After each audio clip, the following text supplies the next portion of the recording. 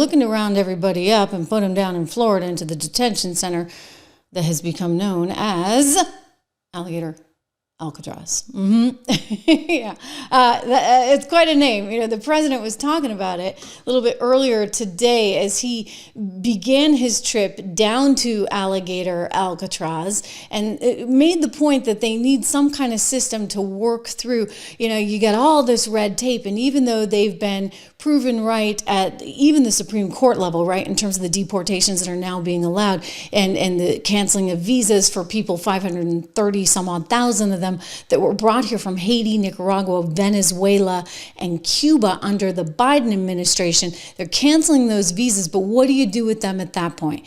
And that's become a bit of a challenge. So Ron DeSantis is offering up some answers and a little bit less bureaucracy.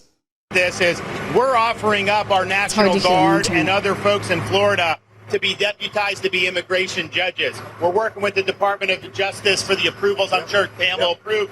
But then I'll have a National Guard judge advocate here. Someone has a notice to appear. Biden would tell them to come back in 3 years and appear. Now you'll be able to appear in like a day or two, so they're not going to be detained, hopefully, for all that long. We'll have people here in this facility that can make, it's a bureaucracy. The president's got to deal with the bureaucracy. Now, that Supreme Court ruling was good because that's going to allow him to be able to exercise Article 2 the way founders intended. But you still have bureaucracy. So we want to cut through that so that we have an efficient operation between Florida and DHS to get the removal of these illegals done. Boom. All right. So they mean business. And,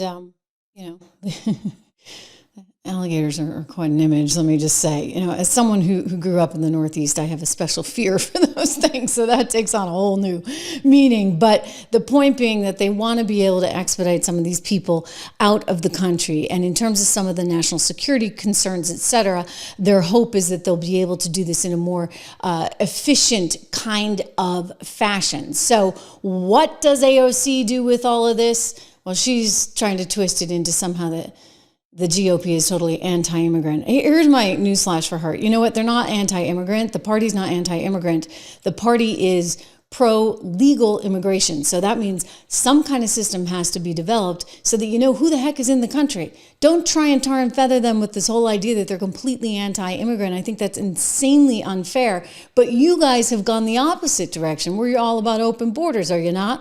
Sure. About how this is about illegal versus legal immigration. They are attacking legal status and removing legal status. The Republican majority is anti-legal immigration in the United States. And I want to make that very clear, and I yield back. Woo! Okay. You gotta ask yourself, why is all this happening right now?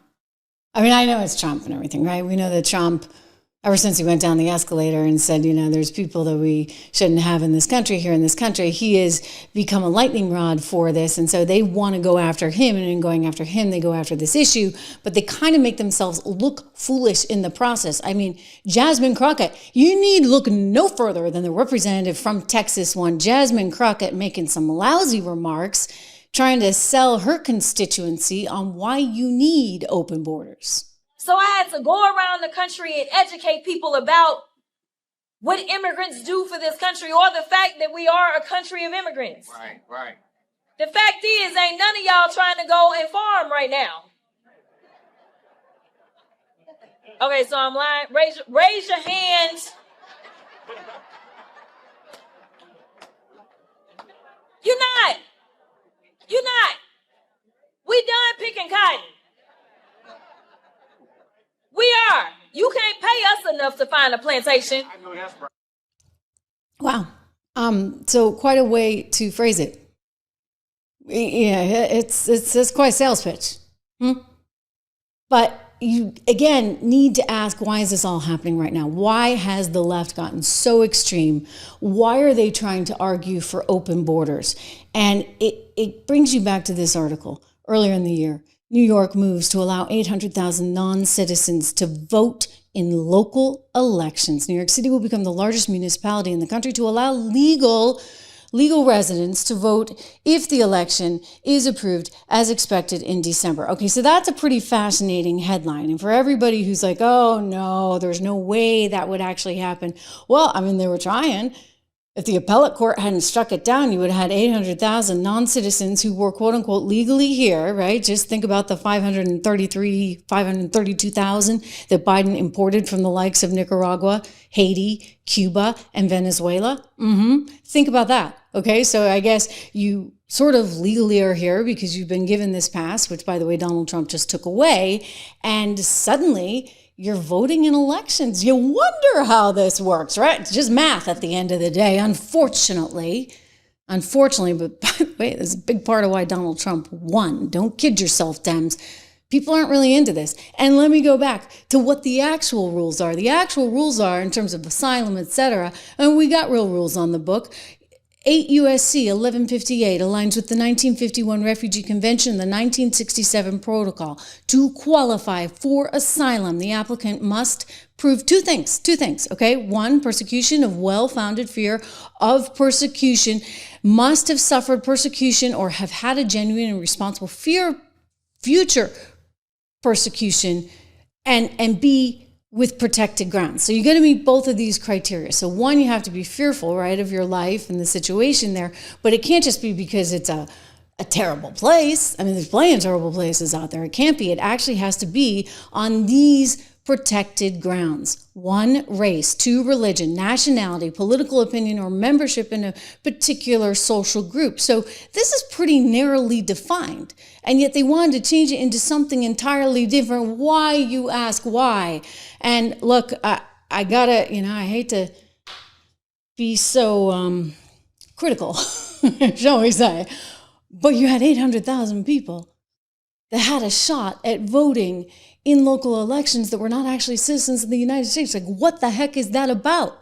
And it's all being orchestrated by the same people who are on the Fight the Oligarchy tour. Fight the Oligarchy tour. In other words, they want handouts for everybody. They want open borders, and they want them to have everything that they could possibly want and need. I'm thinking about the commie that wants to come into New York as mayor.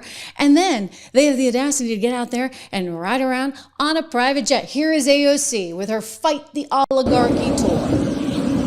And look at that.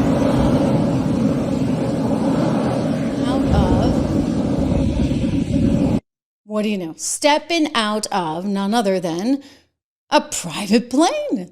Like, it's amazing how that happens. You're out there, fighting the oligarchy. By the way, she's getting caught in a total lie.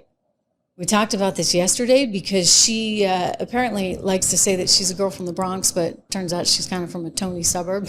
Very different place. Wow. Okay. Whatever, you know where this is going, okay? So they want to let them eat cake. Bring them all in. We're going to give them something. We're going to control the money. We're going to control the power.